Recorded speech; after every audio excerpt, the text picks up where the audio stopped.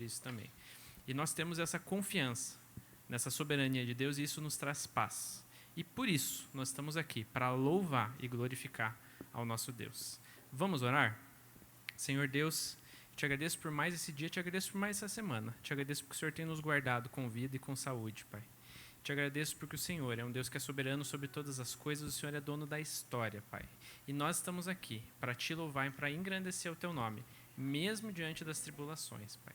Pedimos que o teu Santo Espírito faça a tua obra nos nossos corações nesse momento, Pai.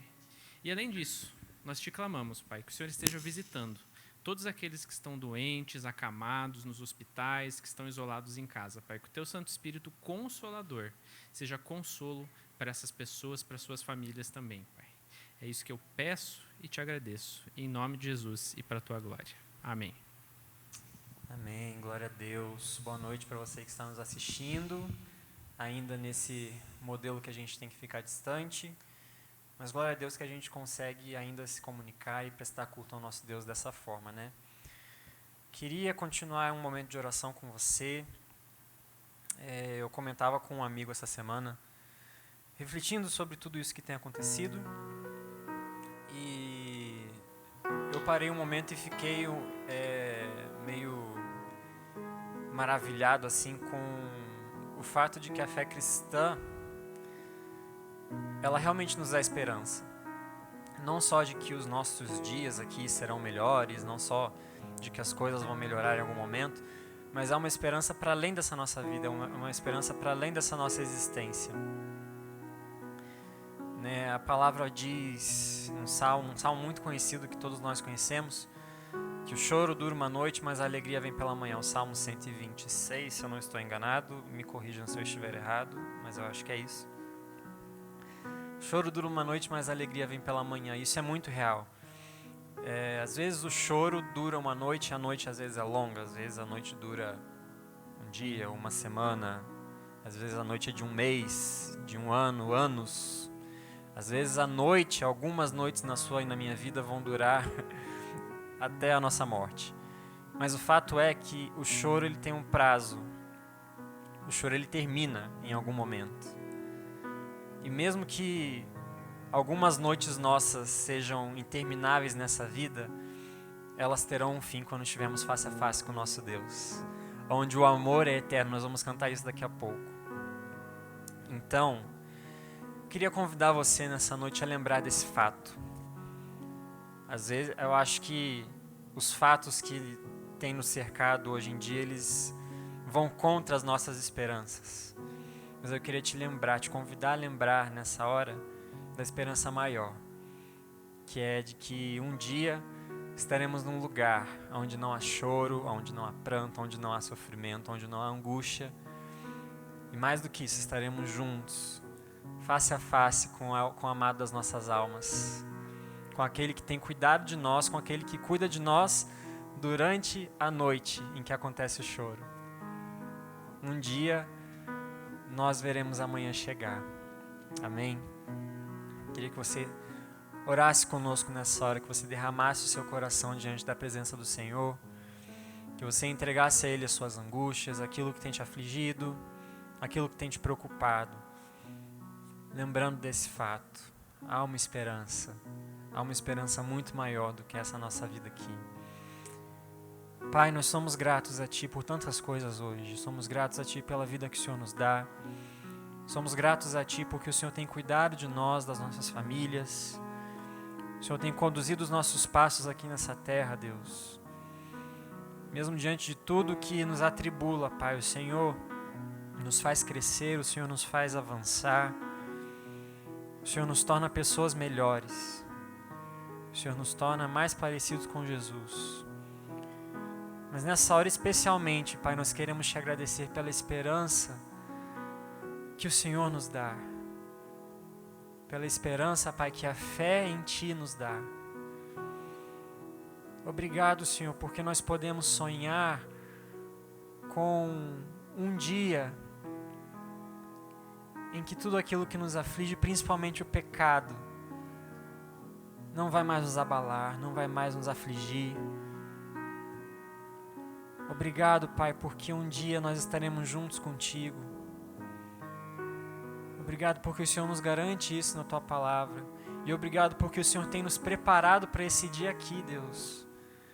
Apesar de nós não sabermos como é a eternidade, Pai, apesar de ainda não estarmos lá, o Senhor nos permite experimentar um vislumbre, Deus. Pedaços da eternidade aqui nessa vida, Pai. Obrigado porque nós temos a Tua presença junto conosco. Obrigado porque o Senhor tem tratado o nosso coração em momentos tão difíceis como este que nós estamos vivendo. Eu Te peço nessa hora, Pai amado, pela minha vida, pela vida dos meus irmãos aqui, pela vida dos meus irmãos que estão nos assistindo em casa, Deus. Para que o Senhor não deixe essa esperança esmorecer dentro de nós, Pai. Que tudo, Senhor amado, nos seja tirado. Que tudo nos seja tirado, Pai. Assim como foi com Jó, Deus, se isso tiver que acontecer, que aconteça. Mas que haja nos nossos lábios a mesma declaração que houve nos lábios de Jó, que disse: eu sei que o meu Redentor vive e por fim se levantará sobre a terra. Em nome de Jesus, Pai, guarda a nossa esperança nos nossos corações.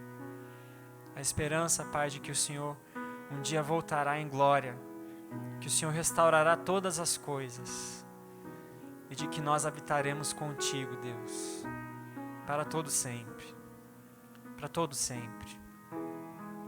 Que nós já possamos viver a realidade da eternidade aqui, Deus. Que a paz, a alegria, o refrigério que há, Senhor, na vida contigo, já tome conta do nosso ser aqui nessa vida, Pai. Em nome de Jesus, Senhor, é o que nós te pedimos já, muito gratos pelo que o Senhor tem feito e pelo que o Senhor ainda vai fazer. Em nome de Jesus. Amém. Você que nos visita, que está assistindo pela primeira vez, saiba que você é muito bem-vindo. Nós queremos conhecer você melhor. E para isso, a nossa equipe está colocando um link aí no chat que você pode clicar. Mas se eles não colocarem, pode entrar em contato com a gente também pelas redes sociais. Se você tiver alguma dificuldade, que a gente entre em contato com você, porque a gente quer conhecer você melhor, orar por você e caminhar com você também. Você é muito bem-vindo. Nós somos discípulos e nós queremos caminhar com você. Nas próximas semanas, nós ainda estamos passando por essas restrições governamentais, então muitas das nossas atividades estão 100% online, mas a igreja não para, né? Então, às sextas-feiras, nós temos o Compartilha, que é um momento que nós temos pela plataforma Zoom para efetivamente compartilhar como está sendo a nossa vida e também para trocar ideia e falar mais sobre tudo que Deus tem feito nas nossas vidas.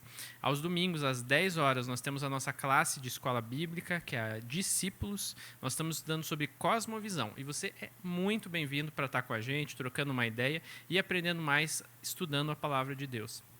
Além disso, a nossa programação continua aqui com a transmissão dos cultos às 19h30 e os cultos dominicais também às 9, às 11 e às 19 horas, todos pelas plataformas da igreja que você está assistindo aí.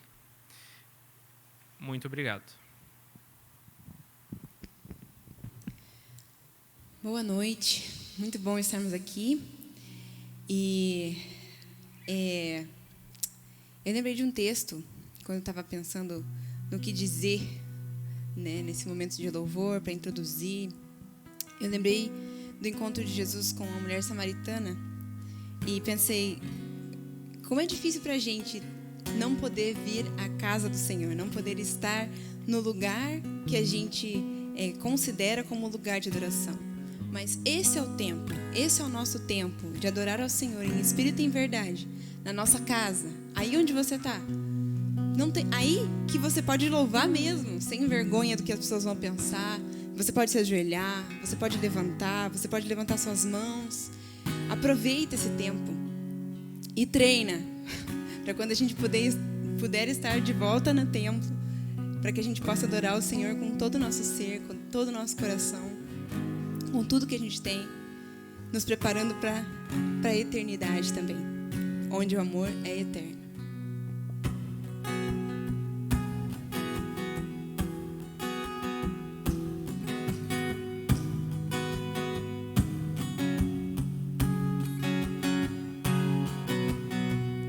Me encontraste em meio ao meu clamor, amou-me além das minhas falhas, e em tua glória meus pecados lavou, e hoje sempre teu serei, com amor sem fim, mais do que Senhor, amigo tu és. Te adorarei com todo o meu viver, pois eu sei o que destes por mim.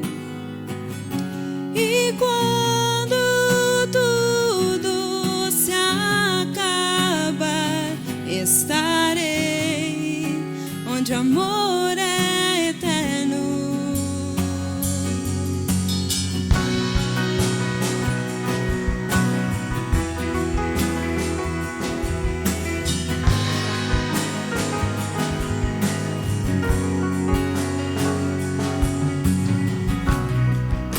Fui encontrado em meio ao meu clamor, ergueu-me além das minhas falhas, em tua glória meus pecados lavou, e hoje sempre teu serei, com amor sem fim, mais do que Senhor, amigo tu és. Adorarei com todo o meu viver, pois eu sei o que destes por mim. E quando tudo se acabar, estarei onde o amor é eterno. Te adorarei com todo o meu viver, pois eu sei o que destes por mim. E quando tudo se acabar, estarei onde o amor é eterno. Estarei onde o amor é eterno. Estarei onde o amor é eterno.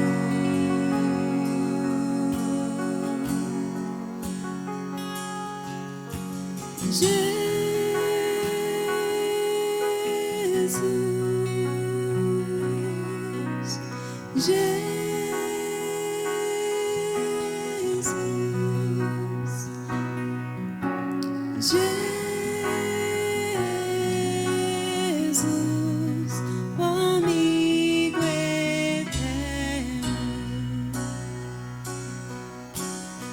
Cante pro seu amigo.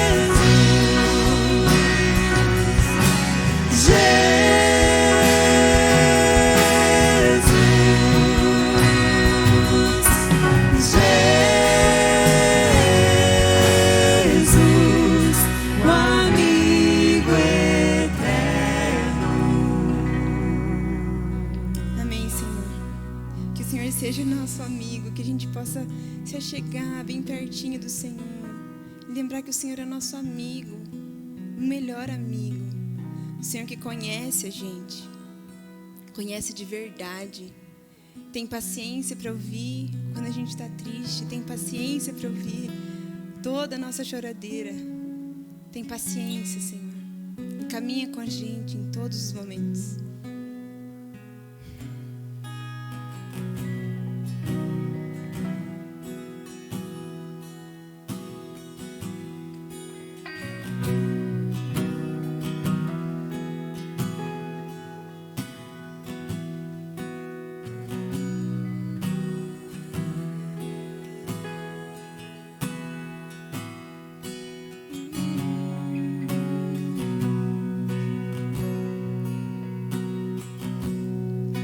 Te exaltarei,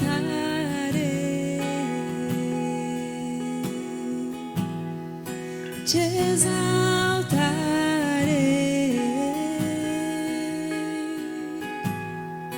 te exaltarei.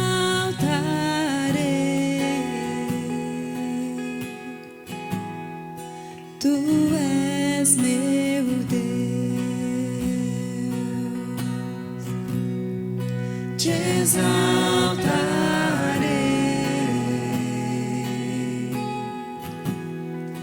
te exaltarei,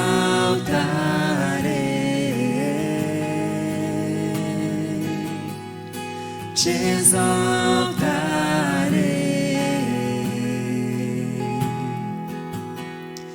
Tu és meu Deus,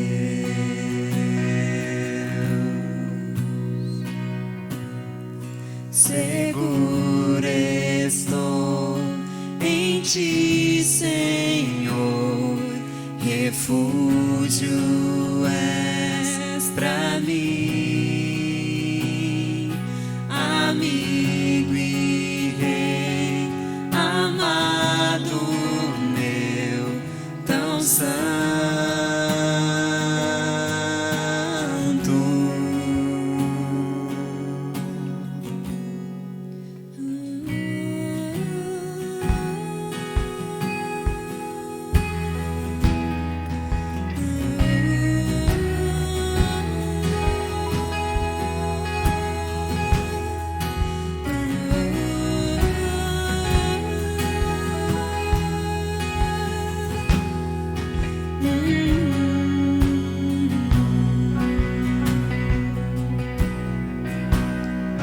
Te exaltarei,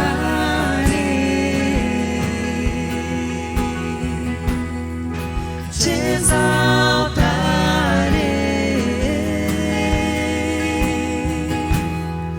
te exaltarei.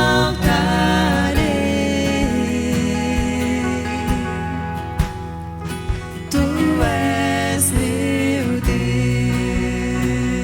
te exaltarei, te exaltarei,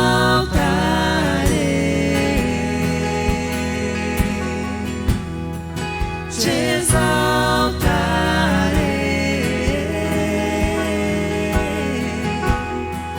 te exaltarei.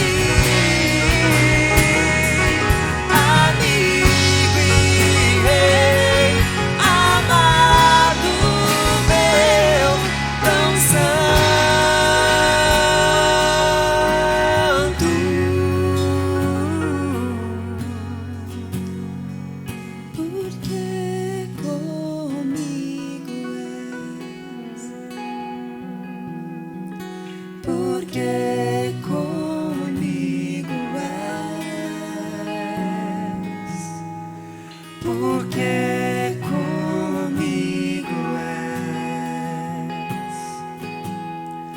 não temerei. Cante mais uma vez.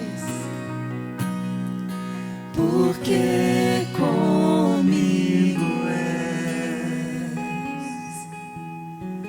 porque comigo és, porque comigo és, não temerei. Amém. O Senhor é conosco. Ele nos chama para estar perto dele, para estar junto com ele.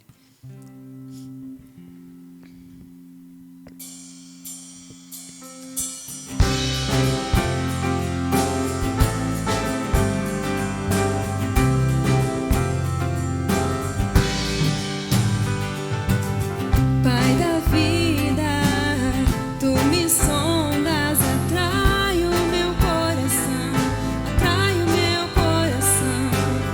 Meu anseio é estar bem perto de ti, Senhor. Tua presença eu habitarei, quero contemplar tua glória.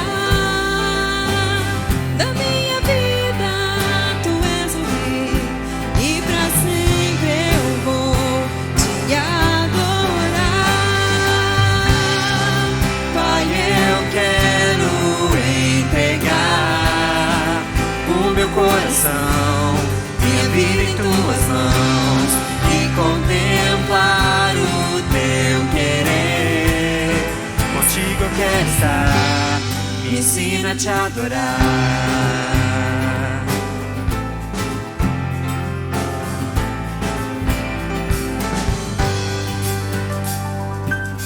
Pai da vida, tu me sondas, atrai o meu coração, atrai o meu coração.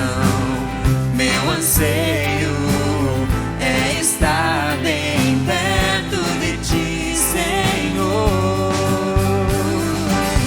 Tua presença eu habitarei, quero contemplar tua glória.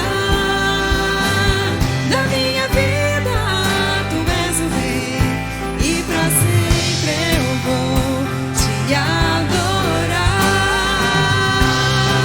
Pai, eu quero entregar o meu coração, minha vida em tuas mãos e contemplar o teu querer. Contigo quero estar, me ensina a te adorar. Pai, eu quero entregar o meu coração, minha vida em tuas mãos e contemplar o teu querer. Contigo eu quero estar, me ensina a te adorar.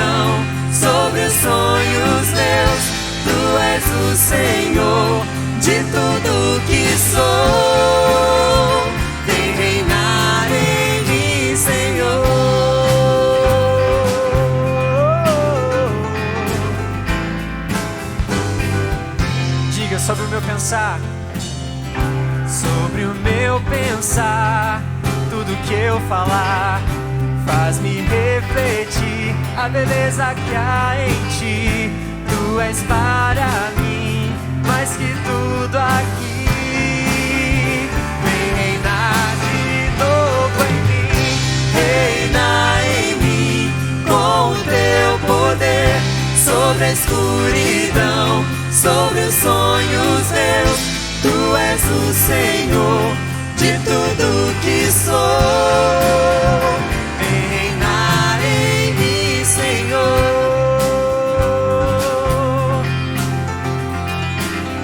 Nós te pedimos nessa noite, Deus, reina sobre o nosso pensar, sobre o meu pensar, tudo que eu falar faz-me refletir a beleza que há em ti. Tu és para mim mais que tudo aqui. Vem reinar de novo em mim, reina em mim com o teu poder sobre a escuridão, sobre os sonhos meus. Tu és o Senhor de tudo que sou. Vem reinar em mim, Senhor, reina em mim com o teu poder sobre a escuridão, sobre os sonhos meus. Tu és o Senhor de tudo que sou. Vem reinar em mim, Senhor. Vem reinar em mim, Senhor. Vem reinar em mim, Senhor.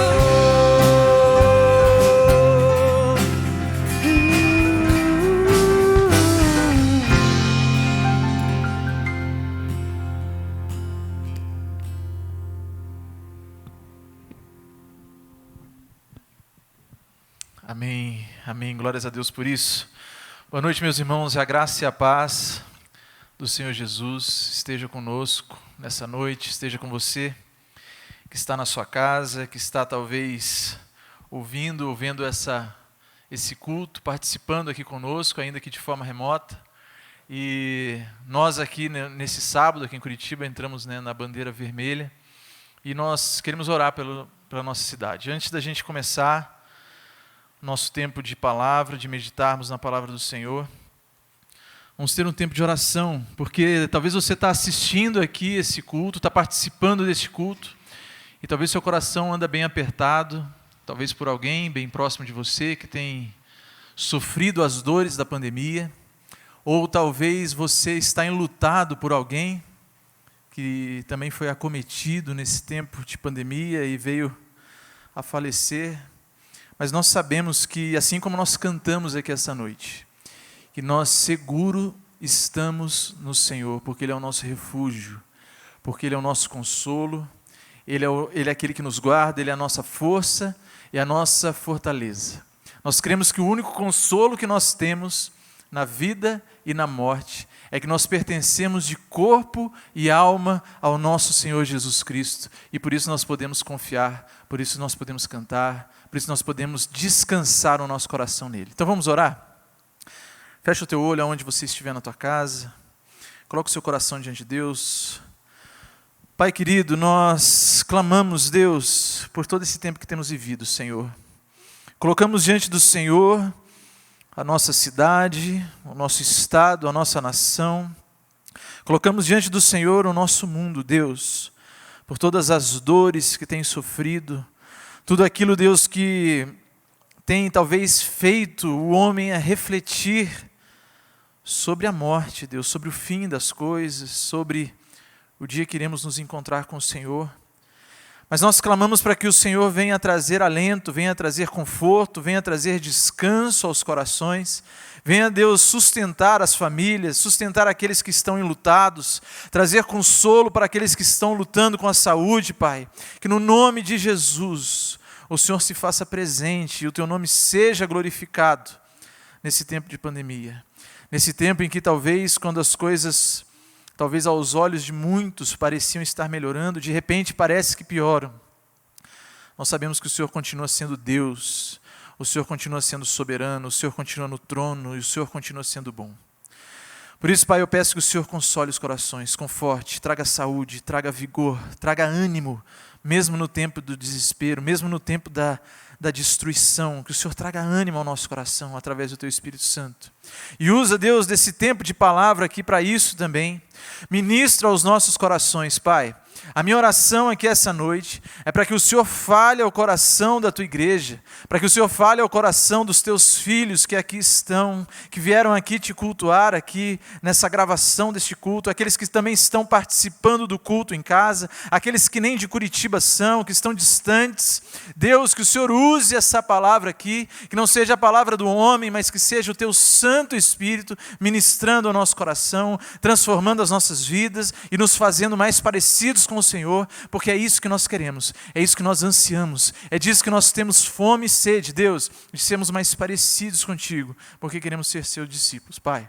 Então leva cativa a Tua presença, o nosso sentimento, a nossa vontade, a nossa atenção, os nossos pensamentos, para que nós possamos ouvir a Tua voz, e a Tua voz somente aqui essa noite, no nome e para a glória de Jesus, Pai. Amém. Amém. Queridos, eu queria convidar você a abrir a sua Bíblia no Evangelho segundo Mateus, capítulo 5, verso 7. Nós vamos seguir a nossa série de mensagens. Se você está, quem sabe, começando a ver hoje, aqui acompanhando os nossos cultos, esse é o primeiro que você tem acompanhado esse ano, talvez. Nós estamos numa série de mensagens no Sermão do Monte, e nós estamos nas bem-aventuranças. E hoje nós vamos ver a quinta bem-aventurança. Bem-aventurados os misericordiosos, porque alcançarão misericórdia. Mateus, capítulo 5, versículo 7. A palavra diz assim: bem-aventurados os misericordiosos, porque alcançarão misericórdia. Queridos, eu tive a oportunidade durante essa semana de ouvir um pouco acerca de como tem sido para alguns esses estudos nas bem-aventuranças. E essa caminhada de nós entendermos um pouco mais sobre o que é de fato ser discípulo de Jesus. Eu ouvi de alguns como tem sido precioso poder olhar para essas bem-aventuranças como se estivesse se contemplando no espelho e analisar o nosso próprio coração, sondar o nosso próprio coração e a nossa vida, se nós estamos verdadeiramente sendo discípulos do Mestre. E a verdade é que tem sido bastante difícil e bastante duras algumas lições que nós temos tirado das palavras de Jesus. Eu não sei se você tem sido impactado dessa forma, mas a cada estudo parece que eu sou moído um pouquinho mais. Porque nós vemos que a descrição do caráter do cristão é algo muito além do que talvez nós convencionamos no nosso dia a dia. As virtudes que Jesus fala aqui, que descrevem o caráter daquele que é discípulo dele, muitas vezes estão destoando daquilo que para nós é muito convencional, que para nós caracteriza-se como um discípulo. Não se trata, na verdade, de um conjunto de regras, mas é verdadeiramente uma transformação de dentro para fora. As bem-aventuranças, quando descrevem aquele que é discípulo de Jesus, elas fogem a uma regra como se dissesse assim: o discípulo de Jesus é aquele que não joga, é aquele que não bebe, é aquele que não fuma. Não, ela foge completamente a isso e fala sobre uma transformação de dentro para fora. E bem na verdade, nós vemos que há um custo para seguir Jesus e que esse custo ele não é barato. E nós vamos ver bastante sobre isso nessa bem-aventurança aqui hoje. Lá em Lucas, capítulo 24, Jesus fala um pouco sobre isso. Eu já mencionei isso aqui algumas outras vezes, mas naquela feita Jesus cita uma rápida parábolazinha sobre um construtor e sobre um rei que está prestes a ir à guerra, comparando sobre a importância de nós medirmos o custo do discipulado, de nós medirmos o quanto custa ser discípulo de Jesus e calcularmos quanto vai nos custar essa caminhada com Ele. E Jesus faz isso, ele expõe que na verdade há um custo para o seguir, pois ele não deseja apenas admiradores, bajuladores, gente que observa de longe, mas ele chama a gente para ser discípulo, gente que ele vai chamar pelo nome, que vai caminhar de perto com ele, que vai sendo tratado e lapidado diariamente pelo relacionamento com Jesus, através do seu Espírito. Vocês devem se lembrar de Zaqueu em cima da árvore, né? Zaqueu era um admirador, talvez. Alguém que ouviu falar de Jesus, alguém que achou interessante, alguém que queria ver esse tal de Cristo, esse tal de evangelho, esse tal de boas novas, e foi observar Jesus do alto de uma árvore, porque ele não tinha estatura para ver Jesus no meio da multidão, e Jesus se interessa por muito mais do que isso. Jesus entra na casa de Zaqueu. Jesus quer transformar a vida verdadeiramente daqueles que o seguem. É uma transformação de dentro para fora. Porque, queridos, nós não fomos convocados para tentarmos ser crentes, tentarmos ser cristãos, tentarmos ser discípulos apenas em certos aspectos. Mas o ser discípulo de Jesus é possuir determinado caráter e, portanto, é ser um certo tipo de pessoa. Não é apenas seguir um conglomerado de regras, um conglomerado de itens, mas é ser, é possuir um caráter e ser um tipo específico de pessoas. E caminhar até aqui, queridos, pelas bem-aventuranças, tem feito meditar sobre esse custo, né, no meu coração. E eu espero que também esteja acontecendo aí com você. Eu espero que você tenha meditado sobre o ser humilde de espírito, sobre o reconhecer a falência espiritual que nós estamos distante de Deus. Eu espero que tenha feito você meditar sobre o tamanho da lamentação que você tem quando você peca, sobre aquilo que você tem lutado, se há choro e se há consolação. Se o caminhar com Jesus tem feito você olhar para você mesmo e para Deus de uma forma que o seu orgulho foi deixado de lado, você já não possui uma justiça própria, uma honra tão grande, íntima e pessoal a ser defendida, mas você possui um coração de mansidão.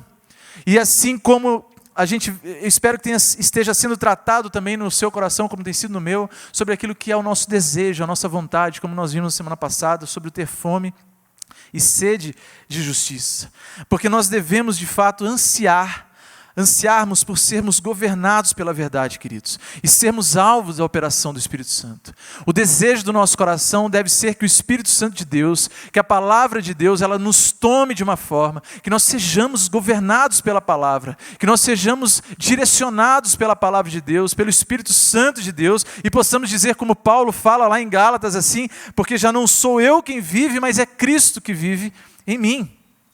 E nós já vimos alguns dos resultados que se verificam quando o homem realmente já se viu a si mesmo e já também, sobretudo, quando ele já se viu no seu relacionamento para com Deus. Mas a partir de agora, a partir desta bem-aventurança que nós estamos vendo aqui e as que vêm na sequência, nós começamos a ver como, inevitavelmente, essas características precisam se manifestar nos relacionamentos, na vida daquele que é cristão.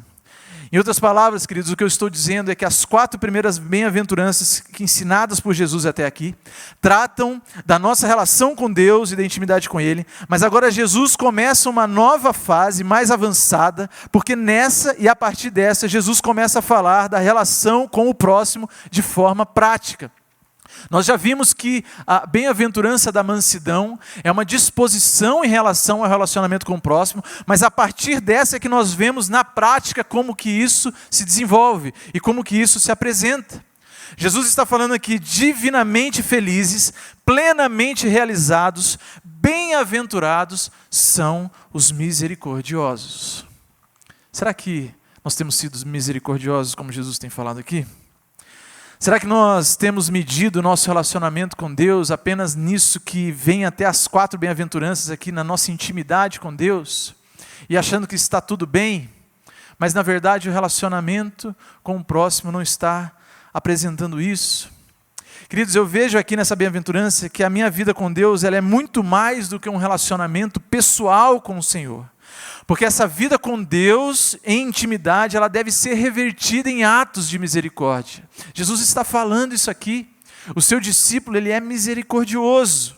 E queridos, bem na verdade, misericórdia, como as outras virtudes que nós vimos até aqui, também todas as outras bem-aventuranças que nós já estudamos, nós já lemos, nós já meditamos, assim como todas as outras, a misericórdia também não é um conceito muito apreciado no nosso tempo e na nossa sociedade. E na época em que Jesus diz isso também não era muito diferente. Os judeus que ali estavam eram hipócritas, eram vingativos, eram egocêntricos, era um povo que queriam guerras. Alguns daqueles que foram chamados por Jesus poderiam ser considerados hoje como terroristas, né? Nós vemos isso, Simão, o zelote, que era discípulo de Jesus, era vingativo. Ainda que nós possamos hoje em dia achar bonito quando alguém demonstra caridade, ou piedade e misericórdia uma hora ou outra, a sensação que eu particularmente tenho, queridos, é que nós somos doutrinados, nós somos ensinados e vacinados praticamente a não ter um coração muito sensível, a não ter um coração muito misericordioso, porque senão as outras pessoas vão abusar de nós. A gente vê isso por aí, talvez no ambiente de trabalho, talvez no ambiente corporativo. Eu já vivi disso em algumas empresas onde eu trabalhei, onde era totalmente perceptível, que era ensinado praticamente para os estagiários, para os trainees que entravam através da seleção de trainee, em que você tem que ser meio duro, em que você não pode ser muito mole, muito sensível, e não ser muito misericordioso. E a impressão que dá é que este tipo de conceito é um conceito passado no nosso tempo. A impressão que eu tenho é que há, inclusive, por muitas vezes, um orgulho em não se mostrar muito sensível e piedoso. Talvez você conheça gente assim, gente que diga assim, não, comigo é assim mesmo. Escreveu, não leu, o pau comeu. Ou às vezes aquela pessoa que fala assim, não, comigo é assim, eu não deixo barato não, do jeito que vem, volta. Eu respondo na mesma moeda. Dá a impressão que há um orgulho nesse tipo de coisa. As pessoas se orgulham por mostrar algo que biblicamente se caracteriza como vingança, queridos. Em outras palavras, esse tipo de coisa mais tem a ver com intolerância, com a defesa de uma honra própria, de uma justiça própria, e nós já vimos que isso não tem nada a ver com ser discípulo de Jesus. Esse tipo de postura, vocês se devem se lembrar, bem-aventurados os mansos. O homem que é orgulhoso e que possui justiça própria, certamente é de tratamento duro. Não é manso, não consegue ter fome e sede de justiça, porque já encontra uma justiça em si mesmo. Tenta se satisfazer. E queridos, da mesma forma que ser misericordioso é sinônimo de ser feliz, bem-aventurado e abençoado, o não exercer misericórdia é também estar debaixo de maldição, porque Jesus está falando aqui que feliz é aquele que é misericordioso. E essa é uma das descrições dos seus discípulos. Mas então vamos entender o que isso quer dizer. O que significa então, queridos, exercer misericórdia? E como de praxe, eu queria, para ajudar a definição, eu gostaria de começar por um aspecto negativo, ou seja, o que não é misericórdia, mas às vezes nós confundimos com misericórdia. Apenas uma coisa que eu queria chamar a atenção, que às vezes a gente pode se confundir na caminhada como misericórdia, mas que não é a misericórdia que Jesus está falando aqui. Ser misericordioso, queridos, não significa ser complacente. A complacência que eu quero dizer aqui é no sentido de querer concordar frequentemente com o outro, na intenção de satisfazer a pessoa, ou na intenção de ser agradável, de não aborrecer e de ser condescendente em todo o tempo. Mas a misericórdia que Jesus está falando aqui não quer dizer complacência nesse sentido. E veja, queridos, que geralmente a complacência não é necessariamente algo ruim, mas o excesso na intenção de satisfazer, na intenção de não aborrecer, de não incomodar muitas vezes, pode se tornar algo contrário à misericórdia a qual Jesus está ensinando. A opinião da nossa época é que o ser humano deve ter a mente mais absolutamente aberta, né? A opinião do nosso tempo é que você deve ter a mente aberta para tudo que você quiser fazer e para tudo que as pessoas ao seu redor quiserem fazer. É como se cada um tivesse o direito de fazer o que quisesse, a coisa que desejar. O indivíduo misericordioso, conforme muitos pensam, seria aquele que sorri diante de toda e qualquer atitude, de todo e qualquer modo de viver, de toda e qualquer até mesmo transgressão, ou até mesmo uma desobediência da lei. Deixa isso para lá. Não, ele fez errado, mas deixa. Não tem problema. O que importa? Deixa para lá. É aquela intenção de ser complacente, até mesmo muitas vezes com o erro, com aquilo que fere a honra do próprio Deus, com aquilo que é pecado diante de Deus. Não é essa misericórdia que Jesus está falando aqui. O reverendo Hernandes Dias Lopes, falando sobre isso, ele chama esse tipo de coisa, esse tipo de complacência, de uma cruel misericórdia. Ou seja, é a pessoa que vê o pecador no seu cruel pecado, naquela prática, naquilo que vai levar ele para a morte, naquilo que vai levar ele para a separação completa de Deus, mas ele não quer constranger, ele não quer melindrar, ele não quer ofender o outro, ele não quer entristecer ou aborrecer o outro, mas no fundo, queridos, isso é crueldade, isso não é misericórdia. Isso é ao contrário de ter misericórdia. É como imaginar alguém caminhando para cair num abismo e não querer aborrecer a pessoa, não querer melindrar, não querer mostrar algo que está diferente para ela. Isso não é misericórdia. Porque no fundo, queridos, é melhor nós alertarmos a respeito do inferno do que ir para o inferno. É melhor ser alertado do inferno do que de fato caminhar para lá. E além disso, a misericórdia ela é um atributo de Deus. Nós vemos na Bíblia, nós vemos nas Escrituras que o nosso Deus é um Deus misericordioso, é um Deus que exerce misericórdia e, portanto, seria completamente insanidade se nós entendêssemos como sinônimo de complacência a todo e qualquer custo, porque Deus não é assim. Deus é misericordioso. Salmo 145:8 tem essa afirmação, diz assim: benigno e misericordioso é o Senhor. Então não é uma complacência, não é um milindre por não aborrecer, não é concordar com tudo, não é passar a mão, ainda que haja transgressão, ainda que haja um ferir a lei, um importunar as leis. Isso não é misericórdia, mas sim complacência. Mas então o que é de fato a misericórdia que Jesus fala? Tem pelo menos 2 aspectos, queridos, que eu queria que nós meditássemos aqui essa noite, porque Jesus está falando para nós. Porque Jesus está falando dos seus discípulos. E tem pelo menos 2 aspectos sobre o que é então essa misericórdia. A primeira coisa, que eu quero que você guarde no seu coração, é que a misericórdia a qual Jesus está falando aqui, é uma ação e não é apenas um sentimento. A misericórdia a qual Jesus está falando aqui, ela não é um sentimento apenas, mas ela é uma ação. A diferença entre graça e misericórdia é que a graça é um favor em relação a alguém que não merece algo. Isso é graça. Mas a misericórdia, ela é o ato de favor em relação àqueles que estão sofrendo e angustiados. Misericórdia é atitude. Misericórdia é ação. Misericórdia, ela exige de nós um movimento, ela não é apenas um sentimento. A palavra misericórdia, ela é uma derivação de 2 palavras latinas, do latim, que é miséria e coração. E o sentido dela é de colocar o coração na miséria do outro. É de fato de sentir, de um ato, uma atitude de colocar o coração na miséria do outro. A definição da palavra em hebraico de misericórdia, ela ainda é mais profunda, porque ela traz a ideia de se ter a capacidade de entrar na outra pessoa. A palavra em hebraico de misericórdia, ela fala sobre ter a capacidade de entrar em outra pessoa e de ouvir com os seus ouvidos, ver com os seus olhos, pensar com a sua mente e sentir com o seu coração. É como se você entrasse, queridos, na pele do outro e sentisse o que o outro está sentindo, visse como o outro está vendo, ouvisse como o outro está ouvindo, pensasse como pensa. A misericórdia é ver alguém sem comida e poder dar alimento de fato. É ver alguém sozinho e fazer uma companhia. É ver alguém passando frio e proporcionar calor.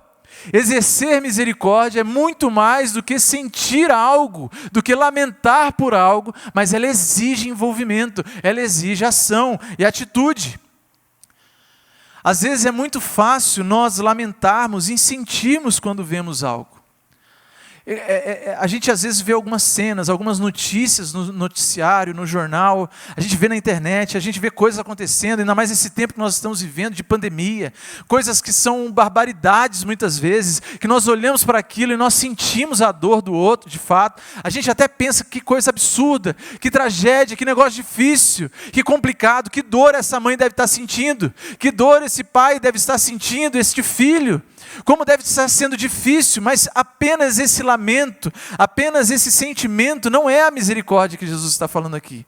Porque a misericórdia é quando esse sentimento se torna de fato em algo prático.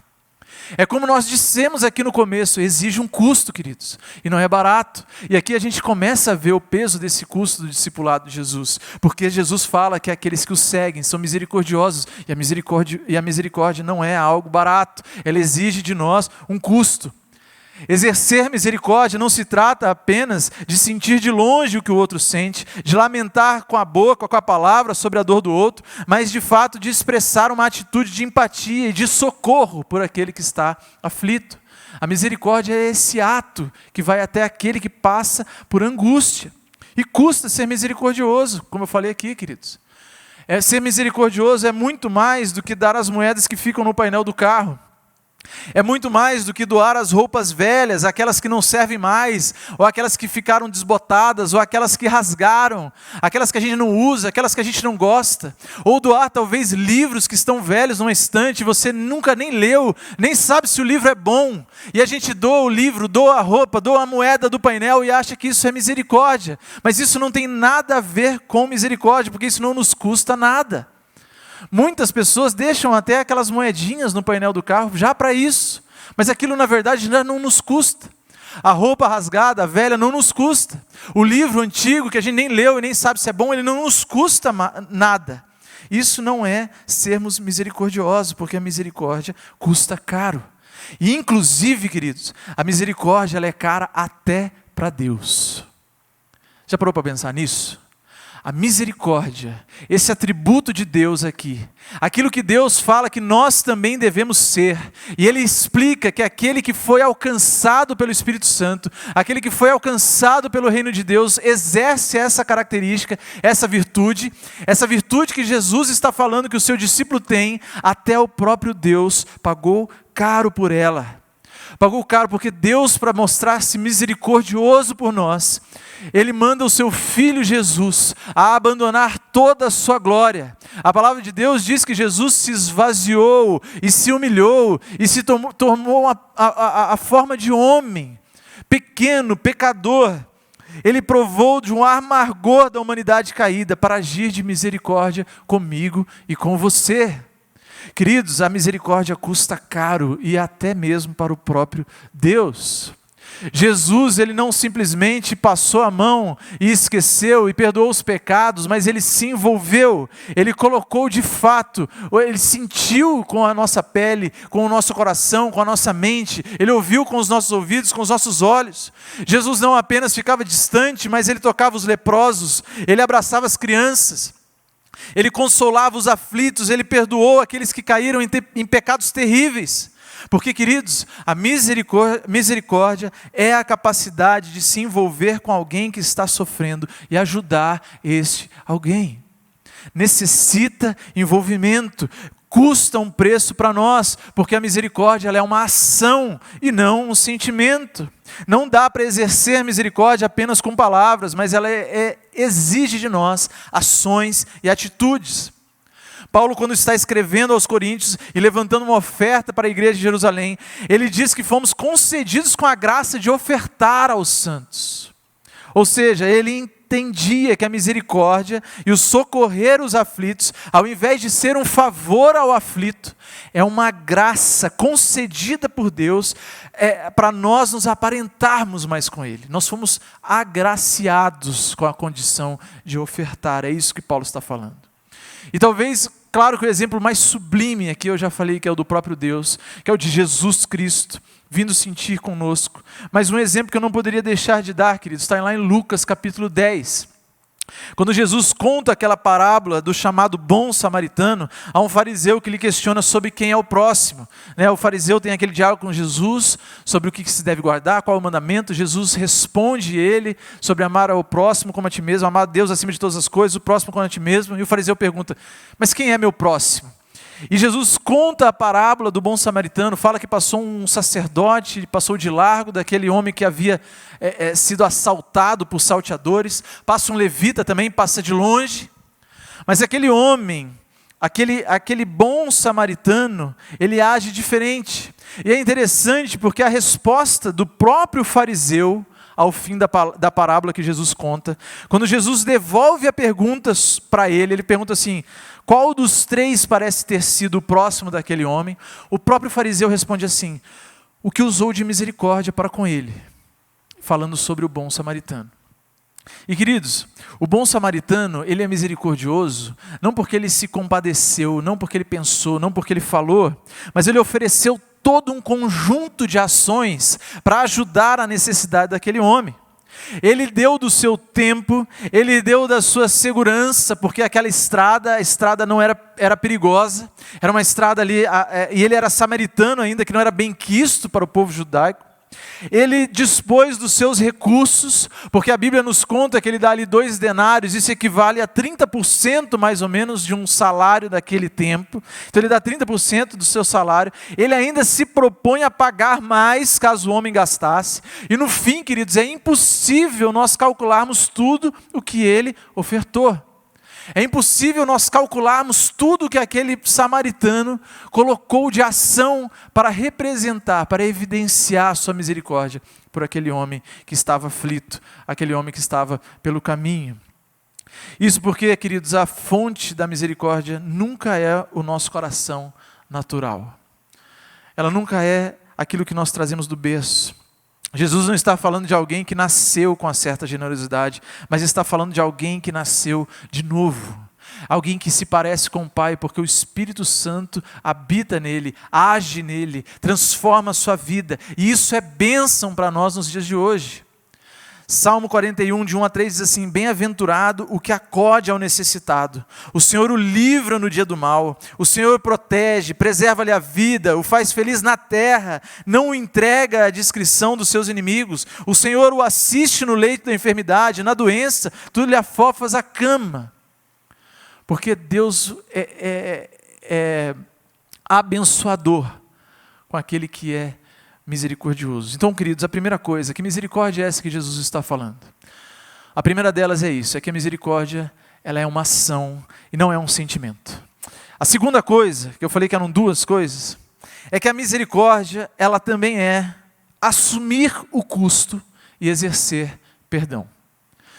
Veja bem, a misericórdia, ela se desenvolve de uma forma em que nós somos prontos a perdoar. Então, ser misericordioso é estar pronto a assumir um custo e exercer perdão. Como eu já disse aqui algumas vezes, custa caro ser misericordioso. A misericórdia que Jesus está falando custa caro.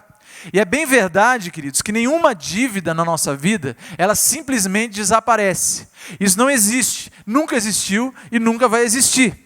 Eu conheço um caso de um rapaz que logo que ele se casou, ele herdou uma dívida de uma empresa do pai dele, logo quando ele tinha acabado de casar, e simplesmente ele não tinha como pagar. Assim, o banco ameaçou, e aí o nome dele ficou sujo, e ele falou, não tenho o que fazer, eu herdei isso, eu não tenho como pagar, não tenho a menor chance. Mas eu imagino a alegria que ele teve o dia que o banco ligou e falou para ele assim, depois de alguns meses, olha, quer saber? Paga aqui 10% da dívida que você está livre, a gente limpa o seu nome, está tudo certo. E ele deu graças a Deus, deu um jeito lá, vendeu o carro, pagou 10% para se ver livre daquilo. Mas a verdade é, queridos, que a dívida ela não sumiu. A verdade é que o banco absorveu e custeou a dívida que era dele. As dívidas que nós temos, ou toda e qualquer dívida, ela não tem, alguém sempre está pagando, alguém sempre está absorvendo. E lá em Mateus capítulo 18, Pedro chega para Jesus e fala assim, Jesus, quantas vezes nós temos que perdoar o nosso irmão? E naquele tempo, era costume entre os escribas de que você perdoaria alguém no máximo umas 3 vezes ou 4. Depois da 3ª ou 4ª vez, você já não tinha obrigação nenhuma de perdoar. E Pedro vai até além, e ele fala assim, Senhor, quantas vezes tem que perdoar? 7 vezes? E Jesus vai e conta uma parábola também. Ele fala 70 vezes 7 e ele começa a contar. E ele fala sobre um rei que resolve cobrar aqueles servos que estavam devendo. E vem um dos servos e tinha uma dívida imensa. Se a gente calcular a dívida dele nos tempos de hoje, ou nos dias de trabalho, que era mais ou menos como se contabilizava, como eles se recebiam naquele tempo, aquele homem deveria passar mais ou menos 164 mil anos trabalhando para pagar a dívida dele. E aí o rei pega e fala assim, olha, quer saber? Vende a família, a mulher, as coisas, tudo que ele tem. Só que ele fala, não, Senhor, eu vou trabalhar e pagar. Mas aquele homem não tinha condições, porque como eu falei aqui, era como se tivesse que trabalhar 164 mil anos para pagar. E Jesus fala assim, que o reino de Deus, que Deus, ele é como aquele rei que com toda essa dívida, ele se compadece daquele homem, e ele perdoa a dívida daquele homem. Mas Jesus continua contando que esse servo sai da presença do rei e encontra ali um conservo que devia para ele 100 denários, muito menos, o equivalente a 3 meses de trabalho. E aquele homem fala assim, por favor, me perdoe, eu vou dar um jeito de pagar, eu vou trabalhar. Mas aquele servo que acabou de ser perdoado, ele vai e fala, não, nada disso. E manda prender aquele homem. E o rei, sabendo disso, ele vai lá e se indigna com ele e entrega ele aos verdugos até que ele pague toda a dívida. Ou seja, aquele homem estava condenado o resto da vida. Mas o absorver a dívida é o que o rei faz nessa parábola num primeiro momento. O servo do rei, que provavelmente era chefe de alguma província, alguém que talvez fez mau uso do dinheiro e dos bens do rei, tinha uma dívida que, quando nós calculamos, dá esses 64 mil anos de trabalho para calcular a dívida. E ele não perdoa aquele que devia 3 meses de trabalho. E no final da parábola, Jesus diz assim no verso 35, assim também meu Pai Celeste vos fará, se do íntimo não perdoardes cada um dos seus irmãos. Queridos, não podemos aqui nós confundirmos o ensinamento de Jesus, e nem mesmo na bem-aventurança que promete que os misericordiosos alcançarão misericórdia, com o legalismo ou com salvação por obras e através de obras. Não é isso que Jesus está dizendo.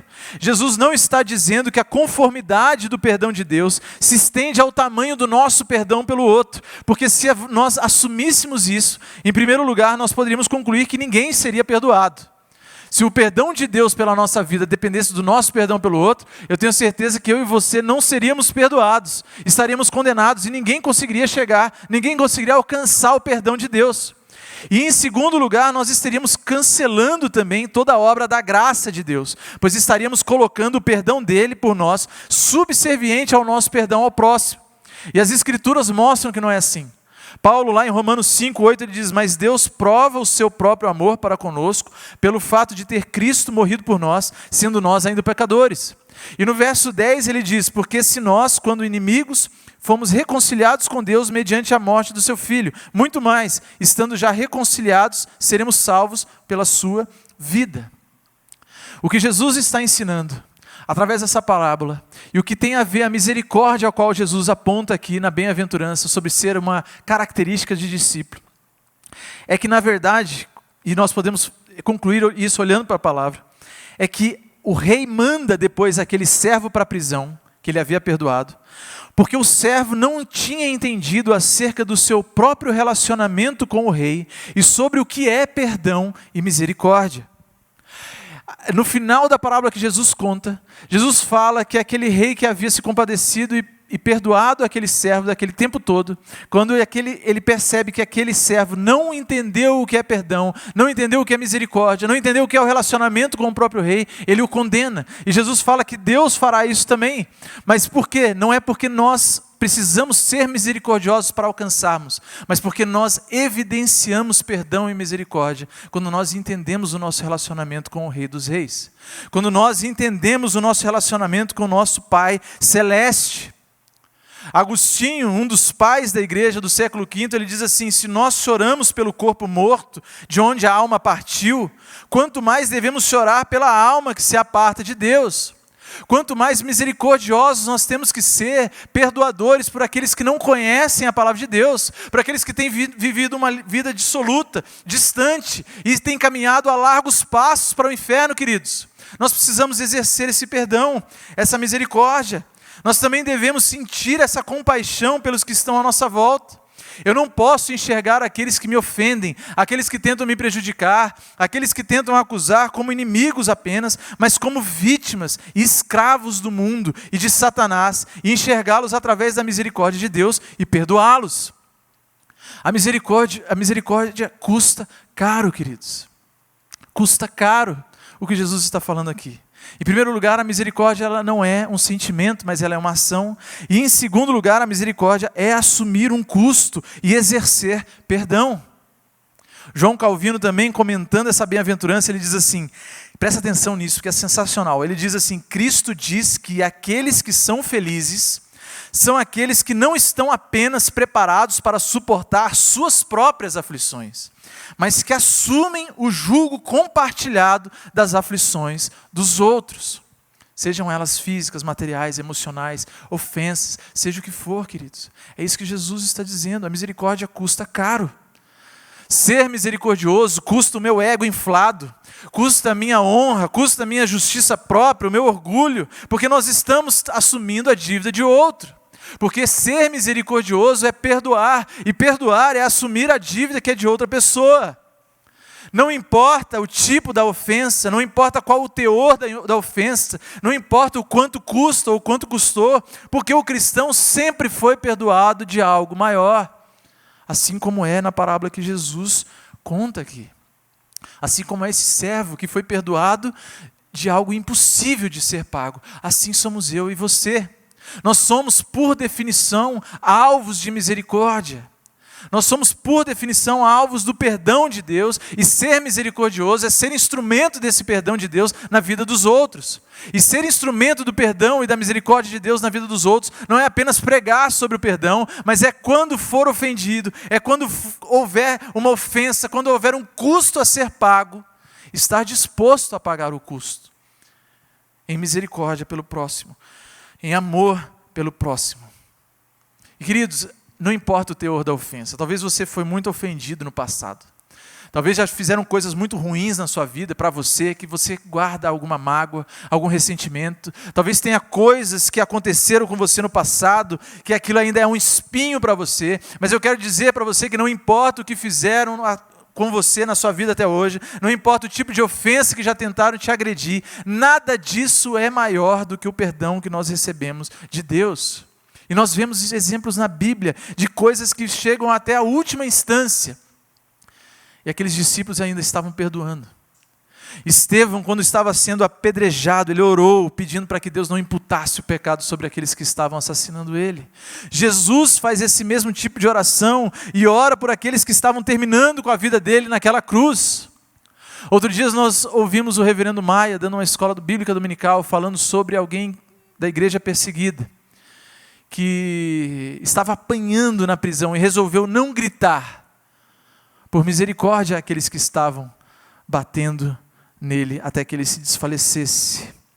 A Bíblia nos diz, queridos, que devemos abençoar os que nos perseguem, orar pelos nossos inimigos. Se o nosso inimigo tiver fome, nós temos que dar de comer. Se o inimigo tiver sede, temos que dar de beber.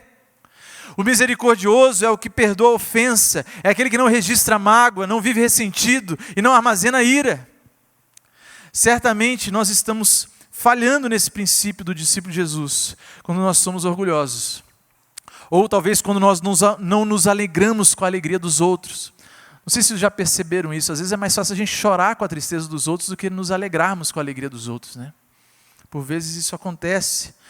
Também estamos falhando quando somos invejosos, quando expomos o pecado alheio, quando fofocamos ou quando silenciamos diante da calúnia, queridos. Nós não estamos sendo misericordiosos.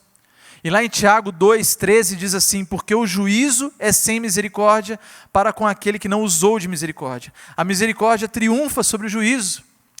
Isso me lembra que quem não perdoa não pode louvar. Não podemos estar cantando, louvando a Deus se não somos perdoadores. Aquele que não perdoa não pode ofertar, queridos, na igreja, não pode adorar, não pode ser perdoado, está adoecendo, está sendo flagelado, vive feridento e sem misericórdia, queridos. Porque misericórdia é assumir o custo e ser pronto a perdoar. Então essa é a misericórdia que Jesus está falando. A misericórdia ela não é um sentimento, ela é uma ação. E a misericórdia envolve em assumir o custo e exercer perdão. E quais são as razões para sermos misericordiosos? Caminhando já para o fim, queridos. 3 razões rápidas para sermos misericordiosos. A primeira delas é que ser misericordioso, quando nós somos misericordiosos, nós refletimos a imagem e semelhança do nosso Deus. Lucas 6,36 diz assim: sede misericordiosos, como também é misericordioso o vosso Pai. Quando somos misericordiosos, revelamos o caráter de Deus, ficamos parecidos com o Pai e revelamos ou evidenciamos que somos filhos, que pertencemos à família de Deus e que o coração dele está em nós. Por isso nós temos que ser misericordiosos. Deus é bom, Deus é rico em misericórdia, por causa do grande amor que nos amou. E devemos revelar essa bondade aos outros. Nós devemos revelar o tamanho da bondade com a qual nós somos alcançados, a bondade de Deus. Você já parou para pensar o quanto Deus é bom com você? Já parou para pensar o quanto Deus tem sido bom com você, apesar das lutas e das circunstâncias? Eu tenho certeza que se você parar para pensar hoje mesmo, você consegue ver a bondade de Deus na sua vida. Você consegue ver o tamanho do perdão de Deus na sua vida. Você consegue ver o quão pecaminosos talvez são os teus pensamentos. O quão pecaminoso muitas vezes ainda é a sua vontade de pecar. mas Deus é bom com você. Já parou para pensar nisso? Já parou para pensar que Deus nos chama de santos, nos chama de justos, ainda que a nossa atitude tantas vezes vai contra isso? Deus é bom, queridos. E quando nós somos misericordiosos, nós refletimos a imagem e semelhança do nosso Deus. Quantas vezes nós reclamamos das coisas da nossa vida, quando nós temos alimento, quando nós temos amigos, quando nós temos pessoas que nos amam, quando temos Deus, quando nós temos tudo, e nós ainda reclamamos. Deus nos perdoou, Deus nos adotou, Deus nos selou.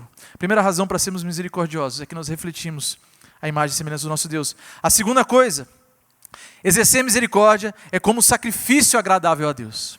Nós acabamos de cantar louvores aqui.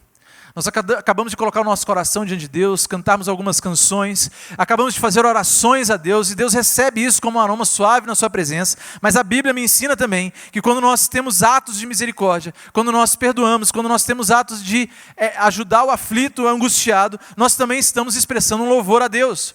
Hebreus 13:16 diz assim: não negligencieis igualmente a prática do bem e a mútua cooperação, pois com tais sacrifícios Deus se compraz. Quando você está sendo misericordioso, queridos, quando você está estendendo o braço, quando você está fazendo um ato para aquele que está angustiado, quando você está assumindo o custo e perdoando, quando você está socorrendo o aflito, você está louvando a Deus. Deus tem sentido prazer nisso, na sua atitude. Atos 10:4 também fala, quando o anjo fala a Cornélio, fala assim para Cornélio: Cornélio, as tuas orações e as tuas esmolas subiram para a memória diante de Deus. O ser misericordioso, exercer misericórdia, é como sacrifício agradável a Deus. E a terceira e última razão é que haveremos de prestar contas, queridos, sobre tudo que nós recebemos e tudo que nós administramos aqui. Eu e você temos que ser misericordiosos, e somos discípulos de Jesus, e quando nós exercemos misericórdia, porque nós também vamos prestar conta disso quando estivermos diante de Deus. Um dia nos apresentaremos diante de Jesus, e naquele dia os homens serão julgados e condenados. Jesus, em Mateus 25, ele fala: porque eu tive fome, não me deste de comer, tive sede, não me deste de beber, sendo forasteiro, não me hospedaste, estando nu, não me vestiste, achando-me enfermo e preso, não fostes me ver. E Jesus vai dizer para eles: apartai-vos de mim. Nós haveremos de prestar conta sobre tudo aquilo que nós recebemos das mãos graciosas de Deus. E para nós encerrarmos, queridos, eu queria falar sobre a recompensa prometida, sobre as recompensas prometidas para aquele que é discípulo de Jesus, aquele que é misericordioso. Quando nós abençoamos alguém, esse alguém se volta para Deus em ações de graça e se torna um intercessor para nós. É isso que Paulo ensina lá nos Filipenses. Ele fala: quando você abençoa alguém, essa pessoa agradece a Deus por estar sendo abençoada, ela volta os olhos para Deus e ela, via de regra, vira um intercessor na sua vida. Ela começa a clamar por você. Então, ser misericordioso não é um meio de graça para a salvação, mas revela a salvação que há em nós. Bem-aventurados os misericordiosos, felizes são os misericordiosos. Quando você é misericordioso, você é feliz. Você vai provar de felicidade, você vai se provar de parecer mais com Deus, com o Pai, de parecer mais com Cristo. Você vai provar dos cuidados de Deus, como nós já lemos aqui no Salmo 41, que é bem-aventurado aquele que acode o necessitado, porque Deus cuida desse. Nós vamos provar disso. Nós não vamos viver ofendidos, flagelados. Nós não vamos viver com essas feridas fedidas no nosso coração, do ressentimento, da mágoa, porque somos misericordiosos. Então isso é bênção. E nós vamos provar de uma vida leve e feliz ainda aqui na terra. A promessa é para hoje. A promessa é para vivermos hoje em dia. Mas a recompensa também não é apenas para esse tempo aqui, mas é também para a vida no porvir. Lá em Apocalipse 14:13, nós podemos aprender que não são as boas obras que nos garantem o céu. Não são as boas obras que nos garantem irmos para o céu ou que nos levam para o céu. Mas Apocalipse 14:13, nós podemos ver que nós levamos as nossas boas obras para o céu. Ainda que as boas obras não sejam o seu cartão para entrar na presença de Deus, para ser habitante no reino de Deus, você vai levar as suas boas obras. A Bíblia diz que nem um copo de água fria que for oferecido e for dado por um servo, em nome de Jesus, em um ato de misericórdia, será esquecido. Está lá em Mateus 10:42. Ainda que seja um copo de água fria, de modo algum perecerá, perderá-se o seu galardão. Deus irá computar cada palavra, cada gesto e cada manifestação de misericórdia que tivermos às outras pessoas. E é isso que Jesus está falando aqui. Felizes são os misericordiosos, mas ela custa, querido.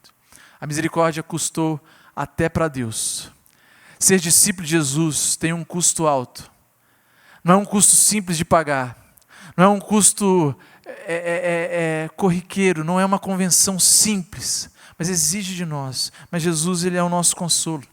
Ele é aquele que nos ajuda a fazermos isso. Ele é aquele que nos ajuda a entendermos que a misericórdia não é um sentimento, mas é uma ação. Ele é aquele que nos ajuda a assumirmos o custo e exercermos perdão. Como é que está o seu coração? Seu coração é misericordioso?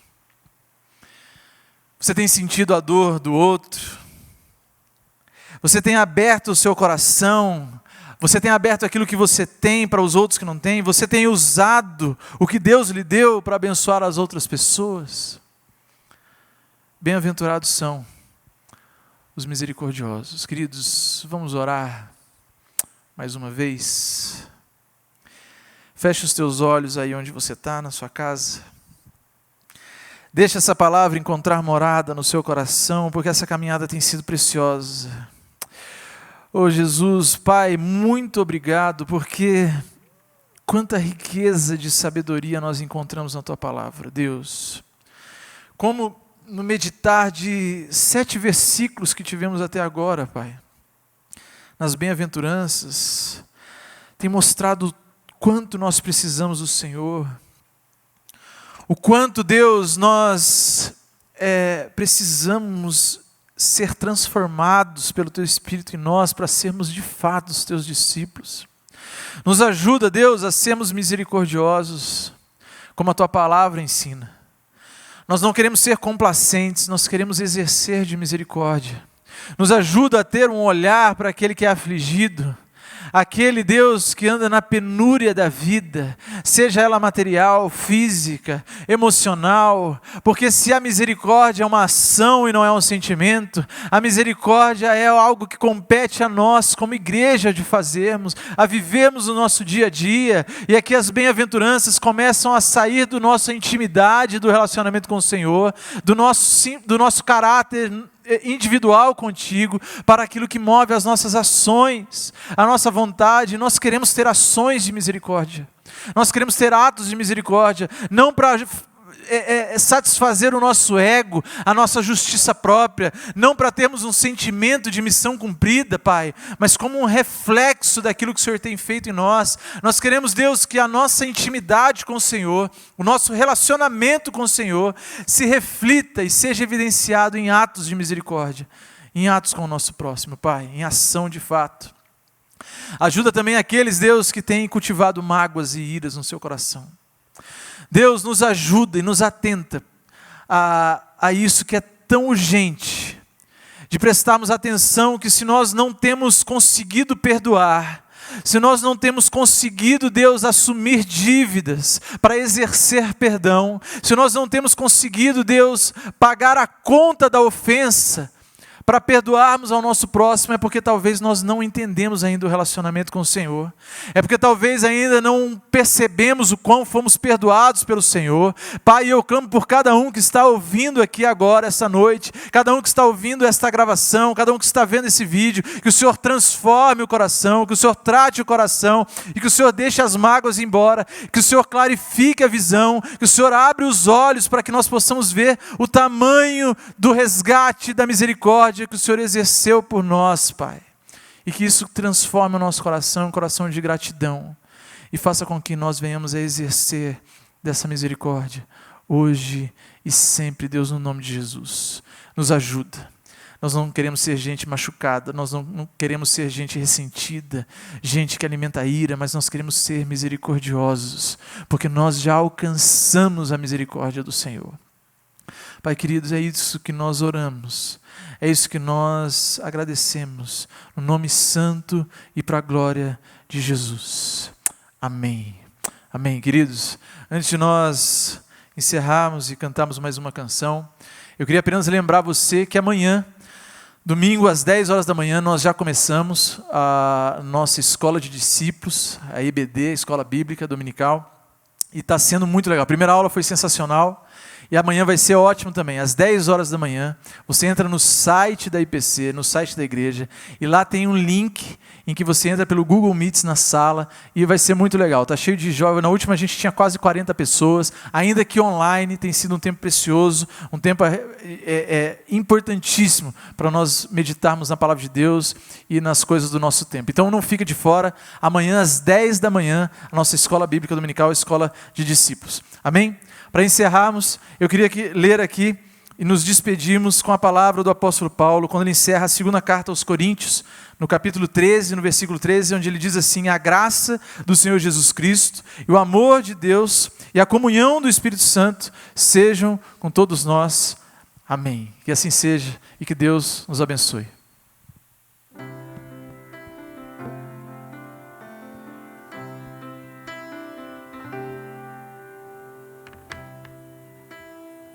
Estrela da manhã,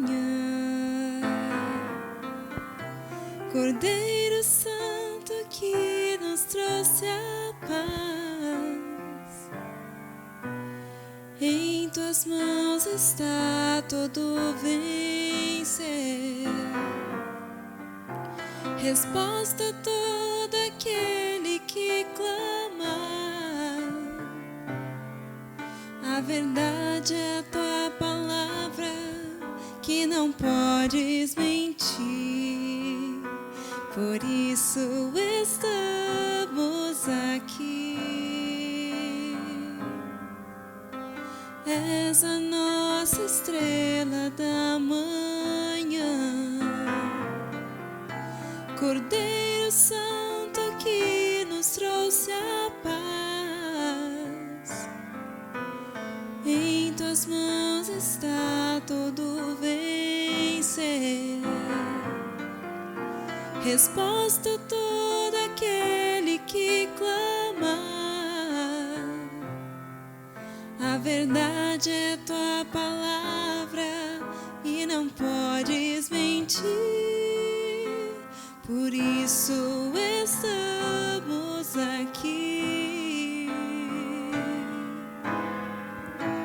Te louvamos, ó Senhor, pelo teu imenso amor. Manifesta o teu perdão e poder, e assim vamos te adorar para sempre. Para sempre, ó meu Deus,